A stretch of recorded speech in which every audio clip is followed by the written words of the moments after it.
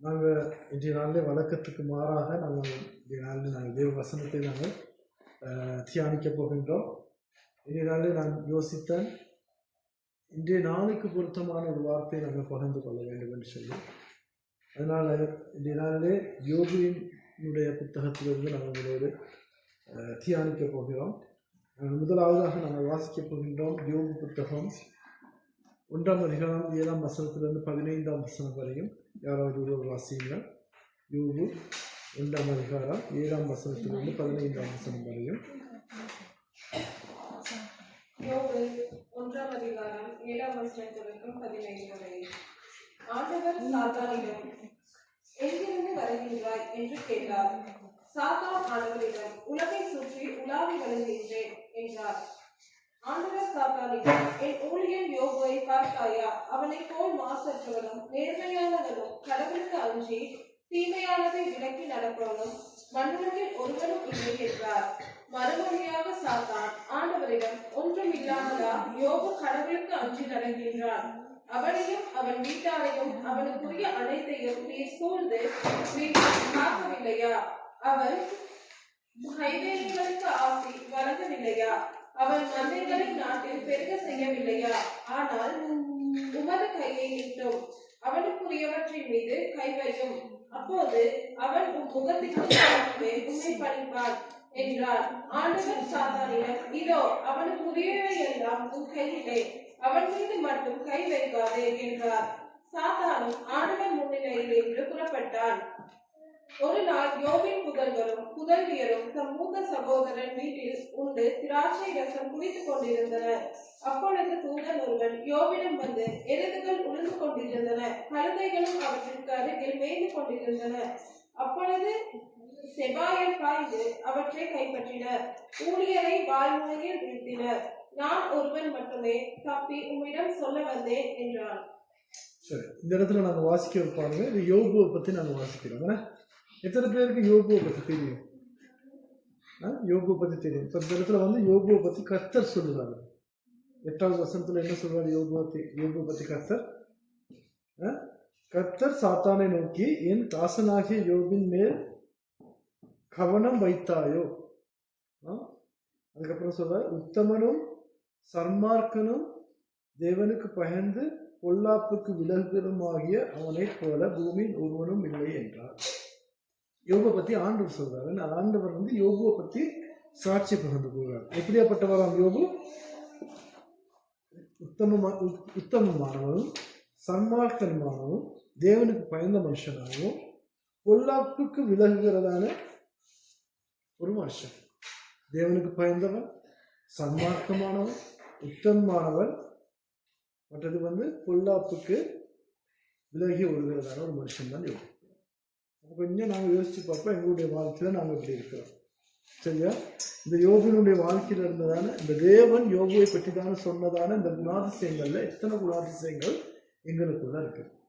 உத்தமம், சன்மார்க்கம், தேவனுக்கு பயப்படும் பயம், பொல்லாப்புக்கு விலகி நிற்கிறதான ஒரு மனுஷனாக. அப்ப கர்த்தர் ஒரு கிறிஸ்தவனுடைய வாழ்க்கையில, தேவனுடைய பிள்ளைகளுடைய வாழ்க்கையில எதிர்பார்க்கிற விஷயங்கள் தான் இந்த விஷயங்கள். ஒன்று வந்து என்னது? நாங்கள் உண்மையுள்ளவராக இருக்க வேண்டும், நேர்மையானவர்களாக இருக்க வேண்டும். 3வது விஷயம் என்னது? கர்த்தருக்கு பயந்தவர்களாக இருக்க வேண்டும். அது மட்டும் இல்லாமல் பொல்லாப்புக்கு இல்லாத பிழை இல்லாத தவறு செய்யாத இல்லாத பொல்லாப்புக்கு விலகி நிற்கிறதான ஒரு மனுஷனாக இருக்க வேண்டும் என்று சொல்லி தேவன் எதிர்பார்க்கிறார். அப்ப இந்த மனுஷனை என்ன செய்யறாங்க? பிசாசு கவனிக்கிறார். சரியா? 6வது வசனத்தில் சொல்லுது, ஒரு நாள் தேவபுத்திரர் கர்த்தருடைய சந்நிதியில் வந்து நின்ற போது சாத்தானும் அவர்கள் நடுவிலே வந்து நின்றார். சரியா? இப்ப நாங்கள் சண்டே சர்வீஸ் நடக்கிற மாதிரி நான் ஒரு கிழமைக்கு ஒருக்கா நாங்கள் ஒன்று சேர்றோம். இதே மாதிரி தேவனுடைய சந்நிதியிலையும் அவன் ஒன்று சேர்றாங்க. ஒன்று சேர்றதுல சாத்தானும் அந்த இடத்துல ஒருத்தனா வந்து நிற்கிறான். அப்ப கர்த்தர் சாத்தானை பார்த்து, நீ எங்கிருந்து வருகிறாய் என்றார். சாத்தான் கர்த்தருக்கு எதிர்ப்புறமாக பூமி எங்கு உலாவி அது சுற்றி திரிந்து வருகின்றேன். அப்ப பிசாசு சொல்றாரு தேவனிடத்துல, பூமி எல்லாம் போயிட்டு சுற்றி திரிந்து உலாவி வாரேன் அப்படின்னு சொல்றாரு. அப்ப வரக்குள்ளே தெரியும், சிங்களத்துல ஒரு கதை சொல்லுவாங்க. என்னது? හරක හැරෙනකොට දන්නවා உங்களது மாடு திரும்ப போதே தெரியுமா என்னத்துக்கு? மாடு சும்மா திரும்புமா? தென்னை மரத்தை திங்க தான் திரும்புது அப்படின்னு. சரியா? ஒரு பெரிய கண்டதமாய் ஹரேன். அப்போ அதே மாதிரி பிசாசு வந்து நிற்கக்கூடிய ஆண்டுக்கிறதையும் ஏதாவது ஒரு பிரச்சனை உண்டு பண்ணுறதுக்கு தான் இவன் வந்திருக்கிறான். சும்மா பிசாசு எந்த சந்தியில் வந்து நிற்க மாட்டான். ஏதாவது பிசாசு வந்து நின்றா தெரியும் ஆண்டவருக்கு என்னது ஏதோ ஒரு பிரச்சனை. எங்கடா சமூகத்தில் இப்போ யோசிச்சு பாருங்களே, ஒரு சிலர் கண்டா நாங்கள் சொல்லுவேன்னா இன்னைக்கு ஏதாவது நடக்க போகுது, கட்டாயமாக இன்னைக்கு ஏதாவது ஒரு சம்பவம் நடக்கும் அப்படின்னு சொல்லுவோம் தானே. ஒரு சிலரை பார்த்து சொல்லுவாங்க. அதே மாதிரி தான் பிசாசு வந்து திரும்ப கூட தெரியும் ஆண்டவருக்கு ஏதாவது செய்ய போறான் அப்படின்னு சொல்லி தெரியும். ஏன்னா ஆதியிலிருந்து பிசாசு வந்து எல்லா நேரங்களும் என்னது சம்பவம் செஞ்சதான ஒரு மனுஷன் தான் இருக்கிறான். மனுஷன் அது பிசாசா இருக்கும். விளங்குதா? அப்ப பிசாசு யோபுவை வந்து நாங்க கண்காணிக்கிறோம். யோபு தேவனுக்கு பயந்தவனா, தேவனுக்கு முன்பதாக நேர்மையான, சன்மார்க்கமான, உத்தமமான, அது மாத்திரம் இல்லாமல் பொல்லாப்புக்கு விலகி நிற்கிறதான ஒரு மனுஷனாக இருந்தான். சரியா? அப்ப அதற்கு சாத்தான் என்ன சொல்றான்னு பாருங்க பார்ப்போம். அதற்கு சாத்தான் கர்த்தருக்கு பிதிரு உத்தரமாக யோபு விருதாவாக வா தேவனுக்கு பயந்து நடக்கிறான். நீங்க என்ன நினைச்சுக்கிட்டு இருக்கீங்க? ஆண்டவர் பார்த்து சொல்றாரு, என்ன நீங்க நினைக்கிறீங்களா அவன் வந்து என்ன உத்தமம் உள்ள சன்மார்க்கம் தேவனுக்கு பயந்துருக்கிறது சும்மா தான் இருக்கிறான்னு நினைச்சிங்களா அப்படின்னு கேட்கிறாரு. சரியா? அப்ப அவங்க சொல்றாரு, நீ அவனை அவன் வீட்டையும் அவனுக்கு உண்டான எல்லாவற்றையும் சுற்றி வேலி அடைக்கவில்லையோ? அவன் கைகளில் கிரியையை ஆசீர்வதித்தீர், அவனுடைய சம்பத்து தேசத்தில் பெருகின்றது. அப்ப சொல்றாரு, நீங்க தான் அவனை பாதுகாக்கிறீங்களே, அவனை சுற்றி இருக்கிறதா எல்லாத்துக்கும் நீங்க வேலி போட்டு அடைச்சி அவங்கள பாதுகாத்து எல்லா விஷயத்திலையும் ஆசீர்வதித்து வச்சிருக்கிறதுனால அவங்களோட இருக்கிறாரு. கொஞ்சம் நீங்க தொடர்ந்து வாசிச்சு பார்த்தீங்கன்னா சொல்லுவாரு, இதை கொஞ்சம் எடுத்து பாருங்களேன் என்ன நடக்கும்னு சொல்லி. அவனோட ஆசீர்வாதங்களை கொஞ்சம் எடுத்து பாருங்களேன், அவனுக்கு இருக்கிற சொத்துக்களுக்கு கொஞ்சம் கையை வச்சு பாருங்களேன், அவன் உங்களுக்குள்ள உத்தமமா உண்மையா இருப்பானான்னு சொல்லி பாருங்களேன் அப்படின்னு சொல்லி சொல்றான். அப்ப 12வது வசனத்துல கர்த்தர் சொல்றாரு என்னது? 11வது வசனத்துல, ஆனாலும் உம்முடைய கையை நீட்டி அவனுக்கு உண்டானவை எல்லாம் தொடுவீரானால் அப்பொழுது அவன் உமது முகத்துக்கு எதிரே உம்மை தூஷிக்கானோ பாரும் என்றான். அப்ப என்ன சொல்றாரு? கொஞ்சம் நீங்க கையை வச்சு அவனோட சொத்துக்கள் மேல ஆசீர்வாதங்கள் மேல நீங்க கையை வச்சு பாருங்க, அப்பயும் நீ அவரு உத்தமமா இருப்பாரா அப்படின்னு சொல்லி கொஞ்சம் பாருங்க அப்படின்னு சொல்லி யார் சொல்றாரு? பிசாசு ஆண்டவரை சொல்றாரு. அப்ப இன்றைக்கு நீங்க பாத்தீங்கன்னு சொன்னா அநேகர் வந்து கஷ்டப்படுறாங்க, அநேகர் வந்து அநேக விஷயங்கள் இழந்திருக்கிறாங்க. சரியா? நீங்க அடுத்த வீட்டை பார்த்தீங்கன்னு சொன்னா அடுத்த வீடு வந்து ஃபுல்லாவே தரமட்டம் ஆயிடுச்சு. அவங்க வந்து வாழ்க்கையில வந்து அநேக நாட்கள் கஷ்டப்பட்டு உழைச்சு கட்டினதான வீடு வந்து சும்மா வீடு கட்ட மாட்டாங்க, சும்மா உருவாகும் அப்படின்னு தானே கஷ்டப்பட்டு வேறு செஞ்சு எல்லாம் காசை சேர்த்து வச்சு கட்டினதான ஒரு வீடு. ஆனால் தரைமட்டமா ஆயிடுச்சு, இழந்திருக்காங்க. இந்த மாதிரி இவங்க மட்டும் இல்லை, இன்னைக்கு இலங்கையில பார்த்தீங்கன்னு சொன்னா அநேகர் கஷ்டப்பட்டு இருக்காங்க. சரியா? அப்ப இன்றைக்கு அநேகர் யோசிக்கிறாங்க, அநேகர் பேசுறத நான் கேட்டிருக்கேன். சரியா? பேசக்குள்ள என்ன தெரியுமா சொல்லுவாங்க? கர்த்தருக்கு விரோதமா நடந்தான் தானே கர்த்தர் கையை வச்சுட்டாரு, கர்த்தர் வந்து என்னது நல்ல ஒரு தண்டனை கொடுத்திருக்கிறாரு. வேணுங்கள எத்தனை பேர் சொல்றீங்க இது கர்த்தரால் கொடுக்கப்பட்டதான தண்டனைன்னு சொல்லி? இல்லை, கிடையாது, ஒரு காலமும். ஆனா பிசாசு என்ன சொல்ற, நீங்க கொஞ்சம் கையை வச்சு ஆண்டவர் சொல்ற, நீங்க கொஞ்சம் கையை வச்சு பாருங்களேன், இதை எடுத்து பாருங்களேன், இந்த ஆசீர்வாதங்களை எடுத்து பாருங்களேன்.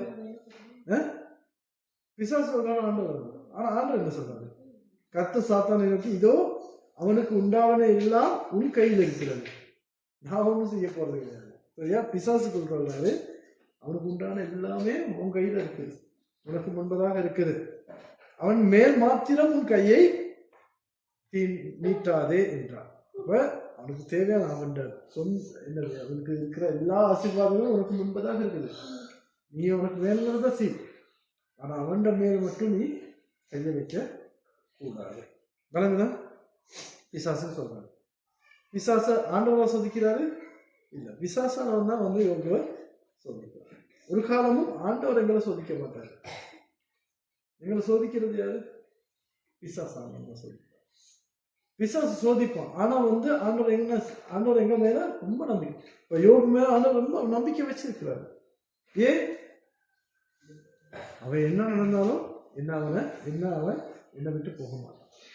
என் மேல இருக்கிறத நம்பிக்கை இழக்க மாட்டான். நம்பிக்கை ஆண்டவர் மேல இருந்தனால தான் ஆண்டவர் சொல்றாரு, நீ எதுக்கு வேணாலும் கையை வச்சு பாரு, அவன் என்ன செய்யறான்னு நீங்க கொஞ்சம் பாரு. ஆனா அவன் மேல மட்டும் நீங்க கையை வைக்க, எதை செஞ்சாலும் பரவாயில்ல, அவன் மேல யோபு மேல கையை வைக்க ஏனாது. இன்னைக்கு ஆண்டவர் ஒரு சில நேரம் எங்களை பார்த்து இதை செய்வார். சரியா? ஆனா நாங்க யோசிக்க, நாங்க எந்த அளவு ஆண்டவர் மேல நம்பிக்கையா உண்மையா உத்தமமா இருக்கிறோன்றத நாங்க யோசிக்கிறோம். விளங்குதா? ஆண்டருக்கு தெரியும் நாங்க யாருன்றதுன்னு தெரியும். இப்போ நாங்கெல்லாம் எங்களை முகத்தை நாங்க பார்த்துட்டு இருக்கோம். திருக்கேஸ்வரன் திருக்கேஸ்வரன் மோஞ்ச பார்த்து நான் தீர்மானிக்கிறது இவர் இப்படித்தான். ஆனா ஆண்டவர் முகத்தை பார்த்து தீர்மானிக்கிறவர் கிடையாது. அவர் எங்களோட அகத்தை பார்த்து, அகம் சொன்னா எங்களோட உள்ளத்தை பார்த்து தீர்மானிக்கிறார், எங்களை பார்த்து கணிக்கிறவர். விளங்குதா? நாங்கள் மூஞ்ச பார்த்து ஆக்களை இட போடுறோம். ஆனால் ஆண்டவர் மூஞ்ச பார்த்து இட போடுறவர் கிடையாது. எங்களை உள்ளது, நாங்கள் என்ன யோசிக்கிறோம், நாங்கள் எங்களுடைய சிந்தனை எப்படி இருக்குது, இதை பார்த்து எங்களை இடை போடுறோம். அப்போ ஆண்டவர் யோகா குறித்து நன்றாக அறிந்திருந்தார். அதனால தான் சொல்றாரு பிசாசுக்கு, அவன் எந்த காரியத்தை வேணும்னா நீ தீண்டிப்பார், கையை வச்சுப்பார், ஆனால் அவன் மேலே மட்டும் நீ கையை வைக்க கூடாது. அப்பொழுது சாத்தான் கர்த்தருடைய சந்நிதியில் விட்டு புறப்பட்டு போனான். பின்பு ஒரு நாள் யோபுடைய குமாரத்திகளும் தங்கள் மூத்த சகோதரன் வீட்டிலே புசித்து திராட்சை ரசம் குடிக்கிற போது ஒரு ஆள் அவர்கள் எருதுகள் உழுகிறது போல கழுதைகள் அவைகளில் பக்கத்திலே மேய்ந்து கொண்டிருக்கையில் 15வது வசனத்தை வாசிங்க. சபையர் அவைகள் மேல் இருந்து அவைகளை சாய்த்து கொண்டு போட்டார்கள். வேலையாட்களையும் பட்டயக்கருவினால் வெட்டி போட்டார்கள். நான் ஒருவன் மாத்திரம் தப்பி அதை உனக்கு அறிவிக்கும்படி வந்தேன் என்றான். இப்ப என்ன நடக்குது? யோபுடைய பிள்ளைகள் சகோதரர்கள் எல்லாரும் சேர்ந்து என்ன செய்யறாங்க? சாப்பிட்டு குடிச்சிட்டு இருக்கிறாங்க. அந்த நேரத்தில் என்ன செய்யப்படுறாங்க? அவங்கள அழிக்கப்படுது. சரியா? ஆனால் யோபு மாத்திரமே நிச்சயம். சரியா? இப்படி இருக்கும்போது 2வது அதிகாரம் 1ஆம் வசனத்துல இருந்து 10ஆம் வசனம் வரைக்கும் நாங்கள் வாசிப்போம். யாராவது 1ஆம் வசனத்துல இருந்து 10ஆம் வசனம் வரைக்கும். இன்னொரு நாளிலே தேவபுத்திரன் கர்த்தருடைய சந்நிதியில் நின்ற போது சாத்தானும் அவர்கள் நடுவிலே கர்த்தருடைய சந்நிதியில் நின்றான். கர்த்தர் சாத்தானை பார்த்து, நீ எங்கே இருந்து வருகிறாய் என்றார். சாத்தான் கர்த்தருக்கு பிரதியுத்தரமாக, பூமி எங்கும் உலாவி அதில் சுற்றி திரிந்து வருகிறேன் என்றார். அப்பொழுது கர்த்தர் சாத்தானை நோக்கி, நீ என் தாசனாகிய யோபின் மேல் கவனம் வைத்தாயோ? உத்தமனும் சன்மார்க்கனும் தேவனுக்கு பயந்து பொல்லாப்புக்கு விலகுகிறவனுமான மனுஷனாகிய அவன் போல பூமியில் ஒருவனும் இல்லை. முகாந்தரம் இல்லாமல் அவனை நிர்மூலமாக்கும்படி நீ என்னை ஏவின போதிலும் அவன் இன்னும் தன் உத்தமத்திலே உறுதியாய் நிற்கிறான் என்றார். சாத்தான் கர்த்தருக்கு பிரதியுத்தரமாக, தோலுக்கு பதிலாக தோலையும் தன் ஜீவனுக்கு பதிலாக தனக்கு உண்டான எல்லாவற்றையும் மனுஷன் கொடுத்து விடுவான்.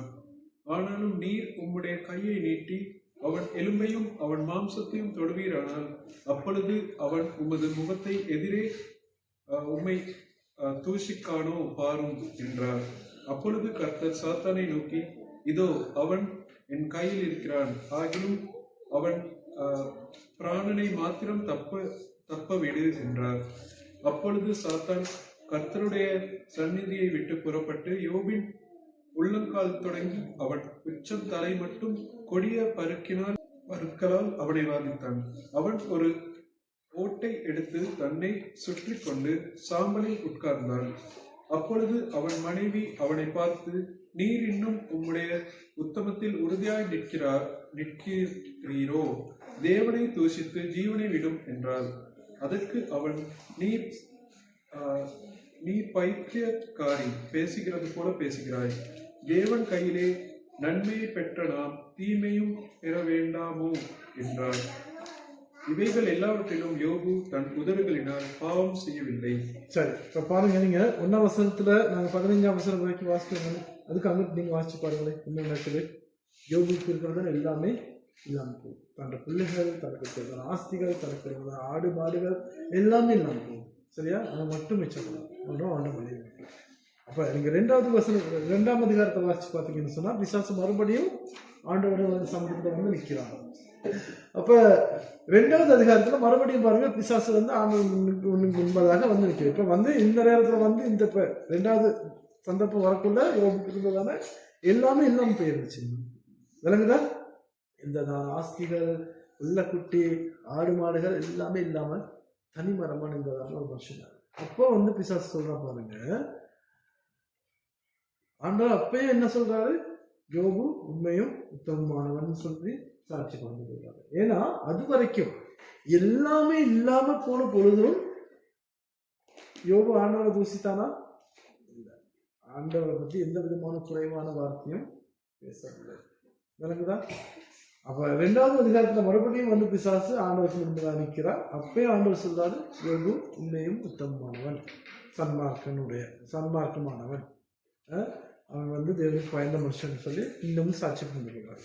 அப்ப பிசாசு சொல்றாரு பாருங்க, 5ஆம் வசனத்துல, ஆனாலும் நேர் உம்முடைய கையை நீட்டி அவன் எலும்பையும் அவன் மாம்சத்தையும் தொடுவீரானால் அப்பொழுது அவன் உமது முகத்துக்கு எதிரே உண்மை தூசிக்கானோ பாரும் என்றார். எப்படி பாருங்க, பிசாசு வந்து ஆண்டவருக்கு ஐடியா கொடுக்குறாரு. இருந்த ஆஸ்தியை, பிள்ளை குட்டி எல்லாமே இல்லாம போயிடுச்சு. ஆனா நீங்க இன்னும் அவன் மேல கையை வைக்கிறதானே? அவனோட எலும்பு மேலேயோ அவனோட மாம்சத்தின் மேலேயோ நீங்க கையை வைக்கல. நீங்க கொஞ்சம் அதுக்கு கையை வச்சு பாருங்களே அப்படின்னு சொல்றாரு. இது என்னது? யோபு இப்ப கொஞ்சம் நல்லா இருக்கிறான், எல்லாமே இல்லாம போனாலும் என்ன சுகமா இருக்கிறான். ஆண்டவர்கிட்ட வந்து சொல்ற, நீ அவனோட எலும்பு மேலேயும் மாம்சத்தின் மேலேயும் கையை வச்சு பாருங்க, அப்பா அவன் தூசிக்காம இருக்கிறான்னு பாருங்க அப்படின்னு சொல்றாரு. சரியா? அப்பொழுது கர்த்தர் சாத்தானை நோக்கி, இதோ அவன் உன் கையில் இருக்கிறான், ஆகிலும் அவன் பிராணனை மாத்திரம் தப்ப விடு என்றார்.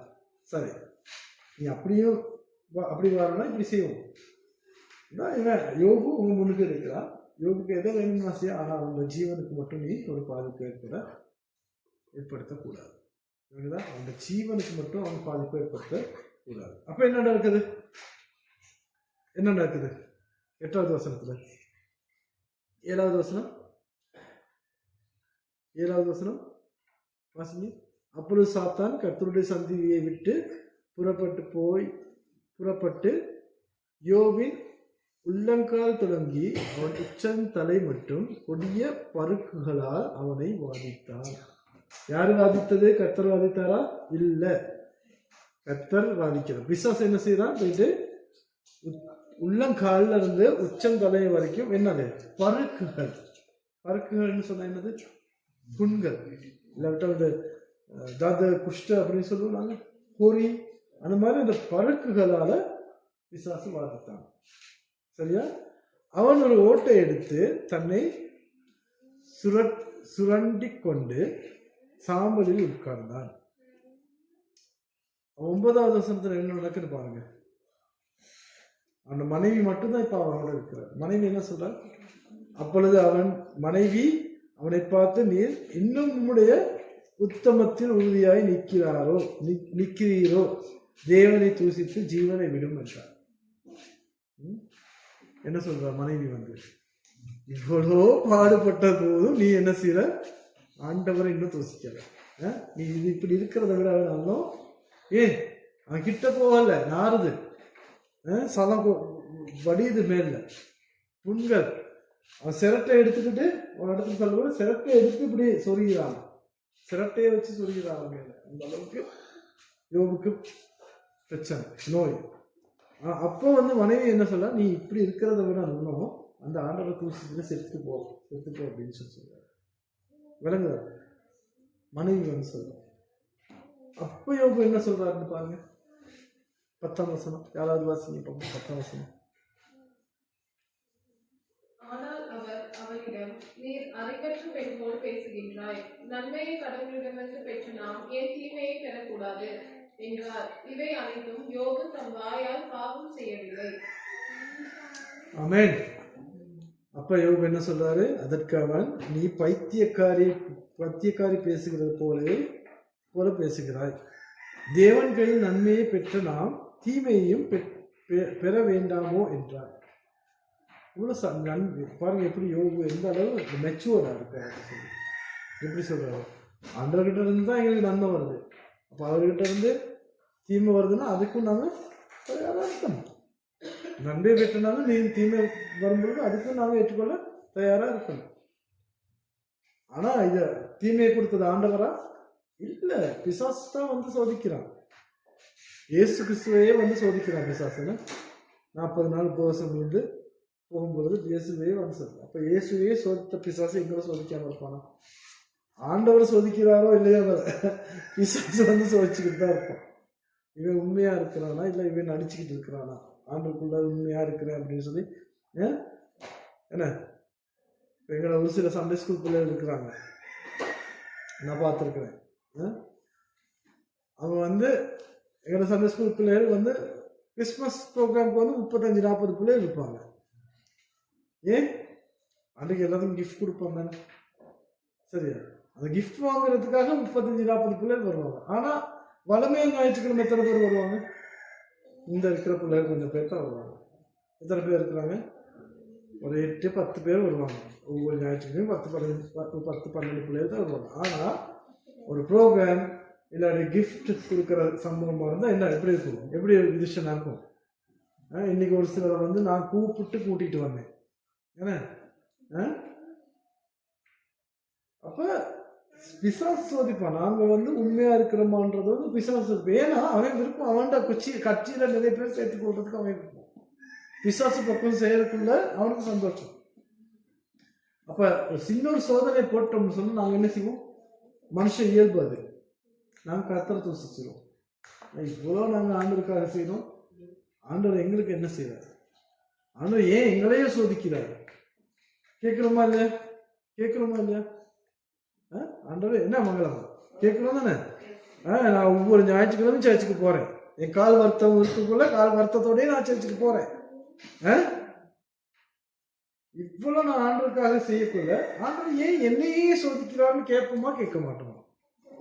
இனி அப்படி கேட்காதீங்க. ஆண்டவர் சோதிக்க மாட்டாரு. யார் சோதிக்கிறது? பிசாசு தான். ஆனா நாங்க அந்த சோதனை மத்தியிலே நாங்க என்ன எப்படி இருக்கணுமா? இந்த யோபுவை போல இருக்கணும்னு சொல்லி ஆண்டவர் எதிர்பார்க்கிறார்.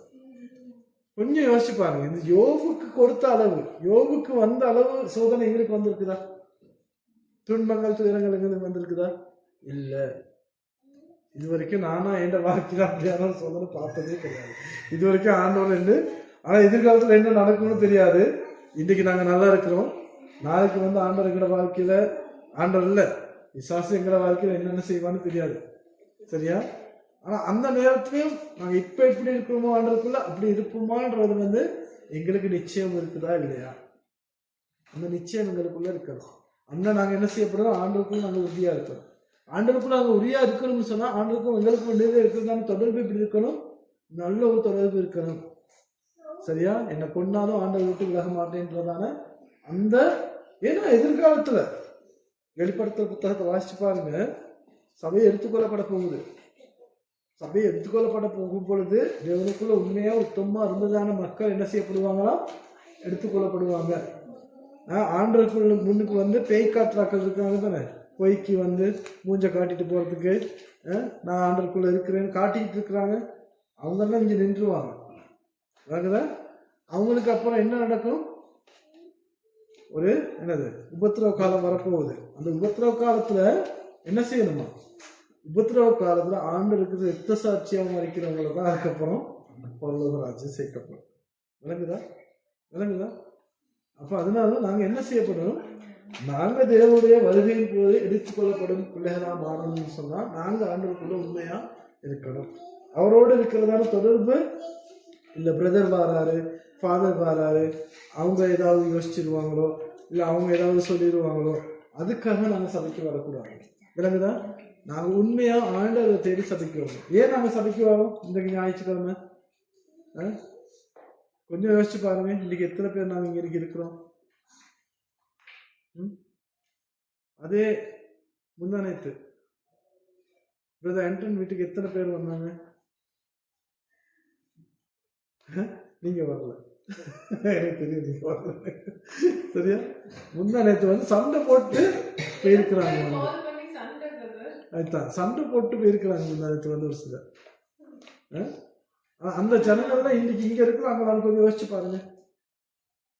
நான் வந்து ரொம்ப இந்த வேதனை நான் கிடைக்கிறேன். இன்னைக்கு ஆண்டவர் எங்களை உயிரோடு வச்சிருக்கிறாரு, அதே பெரிய விஷயம். எத்தனையோ பேர் வந்து என்னது 50-60 பேர் ஒரே புனித போட்டு புதைக்கிறாங்க. கண்டிப்பீங்க நீங்க செய்தியில. அப்படி நடக்கக்குள்ளேயும் ரங்கலையில உங்களை வந்து ஆண்டவர் வந்து பாதுகாப்பா வச்சிருக்கிறாரு, எங்களை பாதுகாப்பா வச்சிருக்கிறாரு. அப்படியான கர்த்தரை நாங்க தேடி வராம இன்றைக்கும் எங்கேயாவது சாம பார்சல் கொடுக்குறாங்கன்னு சொல்லி தேடிட்டு போய்கிட்டு இருக்கிறாங்க. என்னங்குதா? அப்ப நான் அதான் சொல்றேன், நான் ஏன்னாலையும் பாதுகாறாங்க சரி மற்றவங்க பார்க்குறாங்க அதுக்காக அவங்க சபைக்கு வரக்கூடாது. நாங்கள் உண்மையா தேவனோட அந்த நாங்கள் எங்களுடைய நடத்தையில தான் நாங்கள் காட்டணும். தேவனுக்கும் எங்களுக்கும் இடையில இருக்கிறதான சொல்வது பிரியப்பட்டதுன்னு சொல்லி எப்படியான ஒரு உறவு தேவனுக்கும் எங்களுக்கும் இடையில இருக்குது. தேவனுக்கும் எங்களுக்கும் இருக்கிற உறவு வந்து எனக்கு என்ன கிடைக்குது அப்படின்றத வச்சிருக்குன்னு சொன்னா அது வந்து ஒரு நல்ல தொடர்பு இல்லாத உறவு கிடையாது. எது கிடைச்சாலும் கிடைக்காட்டியும் ஆண்டவர் எங்களுக்கு ஜீவன் கொடுத்திருக்காரு, எங்களுக்கு ரட்சிப்பு கொடுத்திருக்கா, பாவத்துக்கு மன்னிப்பு கொடுத்திருக்கிறார், பரலோக ராஜ்யத்தை சுதந்திரத்துக்கு கொள்ளத்தக்கதான அந்த தேவனுடைய புத்திர சிங்காரத்தை கொடுத்திருக்கிறார். அப்ப அப்படியான அதை நாங்கள் உணர்ந்து தேவனுக்குள்ள நாங்கள் உண்மையா இருக்கிறோமா என்றதை நாங்க யோசிக்கணும். யோபு பாருங்க, கடைசி வரைக்கும் மனைவி சொல்றா, என்ன நீங்க துணிச்சிட்டு விட்டுட்டு வா, இல்லாட்டி செத்துப்போ, இதை விட நல்லோம் அப்படின்னு சொல்றாங்க. இன்னைக்கு நிறைய பேர் எங்களை பார்த்து சொல்லுவாங்க, நீங்க ஞாயிற்றுக்கிழமை இந்த நாள் சர்ச்சுக்கு போறீங்க, தவறாம நீங்க சர்ச்சுக்கு ஆண்டருக்காக தேவையான வேலைகளை செய்றீங்க, ஆனா ஏன் உங்களுக்கே சோதனை வருதுன்னு கேட்கலாம். ஒரு சிலர் வந்து கேட்கறாங்களா இல்லையா? கேட்பாங்க, நாளைக்கு வந்து கேட்பாங்க, அடுத்த காலம் வந்து கேட்பாங்க. ஆனா நாங்க யோபுவை போல உறுதியா இருக்கணும்ன்றதுதான் ஆண்டவர் எங்களுக்கு இருப்பாங்க. அப்படி இருந்தா என்ன நடக்கும்னு சொல்லி நாங்க 42வது அதிகாரத்துல நாங்க வாசிக்கப்போம். 42ஆம் அதிகாரம் 10ஆம் வசனத்திலிருந்து 13ஆம் வசனம் வரைக்கும் வாசிப்போம். நாங்க 43ஆம் அதிகாரம் 42ஆம் அதிகாரம் கடைசி அதிகாரம். யோபு எல்லாமே இழந்துட்டான். யோபு கிட்ட இப்ப ஒண்ணுமே இல்லை. அவனுடைய ஜீவன் மாத்திரமே அவன் கையில இருக்குது. உயிர் மட்டும்தான் இருக்குது யோபு கிட்ட. பிசாசு வந்து அந்த அளவுக்கு யோப சோதிச்சிருக்கான். யோபினுடைய விசுவாசத்தை, யோபினுடைய நம்பிக்கையை, யோபினுடைய வாழ்க்கை தேவனுடைய இருக்குதான் அந்த உறவு எப்படின்றத வந்து அவன் சோதிச்சு பார்க்கிறான். விளங்குதா? 42ஆம் அதிகாரம் 10ஆம் வசனத்துல வாசிங்க பார்ப்போம். யோபு கடைசியில என்ன நடக்குதுன்னு பார்ப்போம்.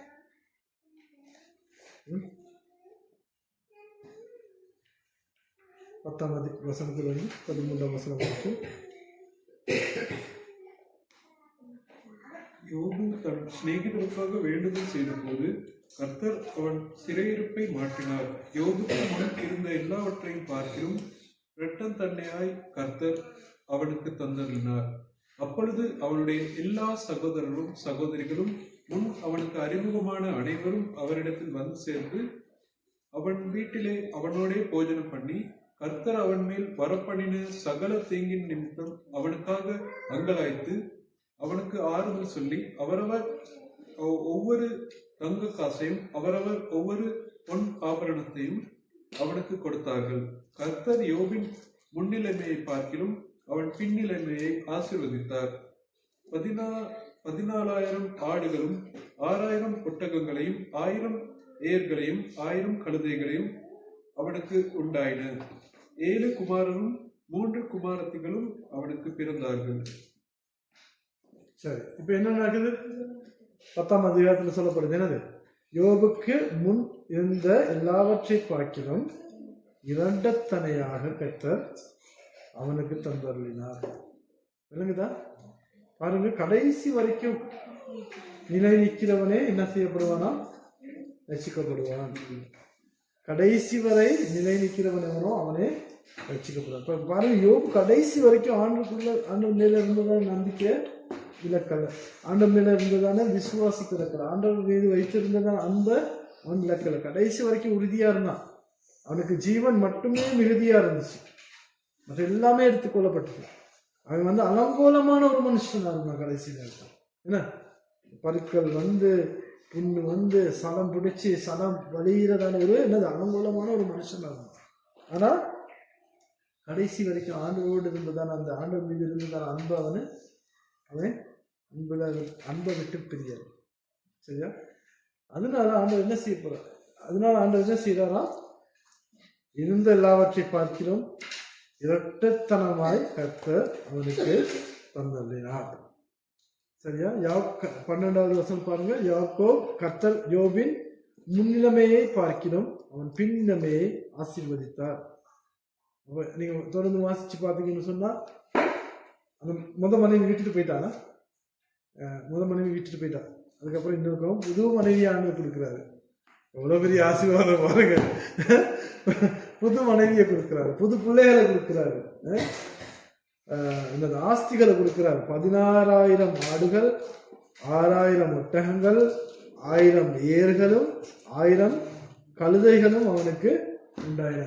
முதல் இருந்ததை பார்க்க 2 மடங்கு ஆண்டவர் அவனை ஆசீர்வதிக்கிறார். சரியா? நான் இதை சும்மா அவங்களோட பேசல. இன்னைக்கு நாங்க இருக்கிற நிலைமை இதுதான், எங்க நாடு இருக்கிற நிலைமை இதுதான். விளங்குதா? ஒரு பக்கத்தில் இது ஒரு எச்சரிப்பு. சரியா? இந்த நாட்டுக்கு வந்து ஒரு எச்சரிப்பு. இந்த நாடு வந்து நாட்டு மேல ஏதோ ஒரு சாபம் இருக்குது. அதனாலதான் நாடு எந்த நாளும் ஒரே நிலைமையில் ஏதாவது வந்து முன்னேறிக்கிட்டு வரும். இந்த வாக்குல ஒரே தான் கீழே விழுந்துடும். சுனாமி வந்துச்சு, ஆனா அது பெரிய ஒரு ஆசீர்வாதமா இருந்துச்சு. சுனாமியின் நேரம் வந்து எங்களோட நாட்டை வந்து எவ்வளவு முன்னேற்றி இருக்கலாம்னு யோசிச்சு பாருங்க. ஆனா என்ன செஞ்சாங்க? அந்த வந்த காசையும் அடிச்சுக்கிட்டாங்க. அதுக்கப்புறம் கொரோனா வந்துச்சு. கொரோனாவில் எவ்வளோ காசு கிடைச்சி நாட்டுக்கு? அப்போ என்ன நடந்துச்சு? நாடு முன்னேறிச்சா? இல்லை. அதுக்கப்புறம் இப்போ இந்த இது வந்திருக்குது. இதுவும் ஒரு பெரிய ஆசீர்வாதமாக தான் இருக்குது. எத்தனை நாடுகள் உதவி செய்கிறாங்கன்னு பாருங்க. இந்த நேரத்தில் நாங்கள் ஞானமாக இந்த நாட்டை முன்னேற்றாவிட்டால் இந்த நாடு இது முன்னேறாது. ஆனால் இது இந்த நாட்டு மேலே இருக்கிற சாபம் நீங்கள்னு சொன்னால் நாங்கள் என்ன செய்யணும்? மக்கள் கர்த்தருக்கு முன்பதாக வரணும். எங்களோட குடும்பங்களில் பிரச்சனை வருதா? கர்த்தருக்கு முன்பதாக நாங்கள் வந்து கர்த்தருக்கு எங்களை அர்ப்பணிக்கும் போது கர்த்தர் எங்களுடைய வாழ்க்கையை ஆசீர்வதிக்கிறவராக இருக்கிறார். அதனால இன்றைக்கு நாங்கள் எங்களை மத்தியில் நாங்களும் நிறைய பிரச்சனைகளுள்ள தான் இருக்கிறோம். கலகரத்தில் பார்த்தீங்கன்னு சொன்னால் அநேக பிரச்சனைகளுக்குள்ள இருக்கிறீங்க. வீட்டை விட்டு போக சொல்லியிருக்காங்க, இருக்க வேணாம்னு சொல்றாங்க. ஆனா நம்பிக்கையா இருக்கும். எதையும் ஆண்டவர் சும்மா செய்ய மாட்டார். ஏன்னா ஆண்டவருக்கு ஒரு சித்தம் இருக்குது, ஆண்டவருக்கு திட்டம் இருக்குது. கொஞ்சம் யோசிச்சு பாருங்க. இந்த இடத்துல இருக்கிற இந்த பிள்ளைகளுடைய வீடுகளை பத்தி கொஞ்சம் யோசிச்சு பாருங்க. இந்த காலத்துல கட்டின வீடுகள் ஏன்னா எவ்வளோ காலம் கட்டி மங்களமா எல்லாம் இருக்கிற வீடு எல்லாம் பார்த்தீங்கன்னு சொன்னா ஒரு 100-150 வருஷத்துக்கு முதல் கட்டின வீடுகள். ஆனா உங்களுக்கு ஏதாவது நடந்துச்சா? ஒரு வீடுகளுக்கு ஏதாவது நடந்துச்சா? இவ்வளோ மழை பெய்ஞ்சிச்சு, இவ்வளோ காற்று வந்துச்சு, இவ்வளோ மண் சரிவுகள் ஏற்பட்டுச்சு. ஆனால் இன்றைக்கு வரைக்கும் உங்களுக்கு எந்த விதமான பாதிப்பும்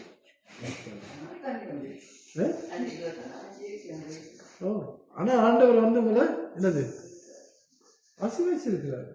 இன்னைக்கு இருக்க இடம் இல்லாம இருக்கிறாங்க, ஆட்கள் இருக்க இடம் இல்லாம இருக்கிறாங்க. அநேகர் இன்னமும் என்னது கேம்ப்ல இருக்கிறாங்க. அவங்களுக்கு ஒழுங்கா தூங்குறதுக்கு இடம் இல்லை, டாய்லெட் போறதுக்கு வசதி இல்லை, ஒழுங்கா சாப்பிடுறதுக்கு இல்லை, தங்களோட பிரைவசி இழந்திருக்கிறாங்க. பிள்ளைகள் வந்து ஒழுங்கா விளையாடுறதுக்கு தங்களுடைய கல்வியை தொடர்றதுக்கு முடியாம இருக்கிறாங்க. அப்படி இருக்கிறாங்க. ஏன்னா நீங்க வந்து இங்க இருக்கிறாங்களும் உங்களுக்கு அது விளங்காது. இப்போ என்ன பார்த்தீங்கன்னு சொன்னா நான் எல்லா இடமும் போயிட்டு வர மனுஷன். சரியா? நாங்க போயிட்டு பார்த்தோம்னு சொன்னா எங்களுக்கு வந்து அப்படி எங்களை நாங்க எவ்வளவு ஆசீர்வாதமா இருக்கிறோம் அப்படின்னு சொல்லி அந்த இடத்துல எங்களுக்கு தோணும். நான் ஒவ்வொரு நாளும் ஆண்டவருக்கு நன்றி சொல்லுவேன். ஆண்டவரே நீங்க எங்களை எவ்வளவு ஆசீர்வாதமா வச்சிருக்கீங்க. ஏன்னா அந்த அளவுக்கு கஷ்டப்படுற ஜனங்கள் இருக்கிறாங்க. அந்த ஜனங்கள் மத்தியில ஆண்டவர் வந்து எங்களை ஆசீர்வதிச்சிருக்கிறார். நான் நினைக்க மாட்டேன் ஒரு நேரம் கூட நீங்க பட்டினியா இருந்திருக்க மாட்டீங்க இந்த 2 கிழமையில. இல்ல ஆனா இன்னைக்கும் கண்டுபிடிக்க முடியாம இருக்கிறதான ஜனங்கள் இருக்கிறாங்க, தேடிக்கொள்ள முடியாம இருக்கிறாங்க. ஒரு சில ஜனங்கள் மண்ணுக்கு புதைஞ்சு போயிருக்கிறாங்க. யாரு புதைஞ்சிருக்கா, யார் உயிரோடு இருக்கிறான்னு தெரியாம இருக்கிறாங்க. ஆனா எங்களை ஆண்டவர் ஆசீர்வதிச்சிருக்கிறாரு. அப்பயும் நாங்க என்ன செய்யறோம்? ஆண்டவர் எங்களுக்கு கொடுத்தது பத்தாது, அப்படித்தான் நாங்க யோசிக்கிறோம். எனவேதான் அதனால ஆண்டவர் எங்களுக்கு என்னென்ன கொடுத்துருக்கிறோம் அதுகளை பத்தி நாங்க ஆண்டவருக்கு நன்றி உள்ளத்தோடு நாங்கள் வாங்கணும். இன்றைக்கு என்ன இருக்குதோ அதை குறித்து நாங்கள் சந்தோஷப்படுறோம். இன்றைக்கு நாங்கள் இப்படி இருக்கிறோம், நாளைக்கு நாங்கள் இருப்போமா இல்லையான்னு சொல்லி தெரியாது. அப்போ நாளைக்கு நாங்கள் இல்லாமல் போனால் எங்களோட வாழ்க்கைக்கு என்ன நடக்கும்ன்றதை பற்றி தான் நாங்கள் இப்போ யோசிக்கிறோம். இப்போ நான் இன்றைக்கு இருக்கிறேன், நாளைக்கு நான் இல்லாமல் போனால் நான் ஆண்டவர்கிட்ட போயிடுவேனா, ஆண்டவர்கிட்ட போவேன்றதான் நிச்சயம் எங்களுக்குள்ள இருக்குதா? நாங்கள் எதனாலும் யோசிக்கிறது இந்த உலகத்தில் இருக்கிறதான ஆஸ்திகளை நாங்கள் சேர்த்து வச்சு கொள்றது அப்படின்றது. ஆனால் இந்த வாழ்க்கைக்கு பிறகு வர்றதான வாழ்க்கையை நான் சேர்த்து வச்சு கொள்றேனா இல்லையான்றதை நாங்கள் யோசிக்கிறது இல்லை. அதனால நாங்கள் இந்த நாளில் நாங்கள் யாரும் எழுந்து நின்று நாங்கள் தேவனுடைய கருத்துக்கு நாங்கள் எங்களை ஒப்புக் கொடுப்போம். இந்த நாட்கள் மிகவும் முக்கியமான நாட்களாக இருக்கிறது. ஒரு சில சந்தர்ப்பங்கள், ஒரு சில நிகழ்வுகள் நடக்கிறது ஆண்டவர் எங்களை மறுபடியும் அவரோடு இணைக்கிறதுக்கு பயன்படுத்துவாங்க. கர்த்தருடைய பிள்ளைகளை கர்த்தரோடு இணைக்கிறதுக்கு, அவரோடு இருக்கிறதான உறவை வலுப்படுத்துறதுக்கு, அவரோடு இருக்கிறதான உறவு நெருக்கமான ஒரு உறவா மாத்துறதுக்கு ஒரு சில சம்பவங்களை ஆண்டவர் பயன்படுத்துறாங்க. இதுவும் அப்படியான ஒரு சம்பவம் தான். ஆண்டவர் வாழ்க்கையில் இருக்கிறதான என்னது யதார்த்த சிங்களத்தில் யதார்த்தத்தை விளங்கப்படுத்துறதுக்கு ஆண்டவர் ஒரு சில சம்பவங்களை பயன்படுத்துறாரு. அப்ப நாங்க இன்றைக்கு நாங்க புரிஞ்சுக்கணும்னு எங்களுடைய வாழ்க்கையில இருக்கிறது உண்மையான யதார்த்தம் என்ன. இந்த உலகத்துல இருக்கிறது எல்லாமே ஒரு நாள் அழிஞ்சு போகுது, இல்லாமல் போகுது. அந்த நேரத்துல ஆண்டவர் மட்டுமே எங்களுக்கு சொந்தமா இருக்க போறோம், வேற ஒன்றுமே எங்களுக்கு இருக்காது. அப்ப நாங்க ஆண்டவரோடு இருக்கும் பொழுது ஆண்டவர் எங்களை இந்த சதாகால ஜீவனுக்குள்ள வழிநடத்துக்கிறதான தெய்வமா இருக்கிறார். ஆகையினால நாங்க இந்த காலை வேளையில இன்றைக்கு ஆண்டவரை எங்களை உயிரோட